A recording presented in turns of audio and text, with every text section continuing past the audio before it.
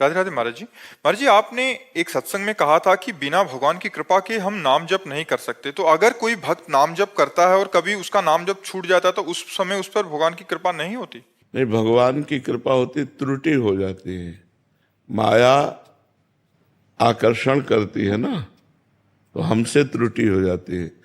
एक बार भगवान की कृपा हो गई, आपका नाम जप शुरू हो गया, इसके बाद आप किसी वस्तु से प्रभावित होकर नाम जप छोड़ दिए, मान लो भोजन, किसी व्यक्ति से प्रभावित होकर नाम जप, तो ये हमारी गलती है।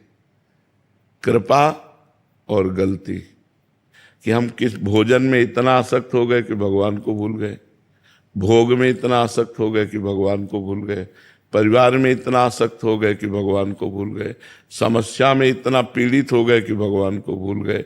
तो कई ऐसे क्षेत्र हैं जहां हम असावधान हो जाते हैं और भगवान का विस्मरण हो जाता है। इसी का नाम माया है।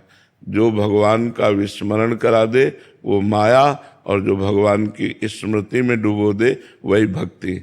तो हम भक्ति को पकड़े, बार बार अभ्यास करें नाम जप का, इसमें भगवान की अकृपा नहीं है। पहली बात तो भगवान किसी पर भी अकृपा नहीं करते। वो इतने दयालु हैं, इतने महान हैं, इतने करुणामय हैं कि वो थोड़ी देर के लिए हमें लगेगा कि बड़ा अमंगल हुआ, भगवान की शरण में हैं, भजन कर रहे हैं, कोई ऐसी घटना घटती है, लगता है बड़ा अमंगल हो गया, लेकिन विश्वास करो उसका परिणाम बहुत बड़ा मंगलमय होगा, परिणाम बहुत मंगलमय होगा।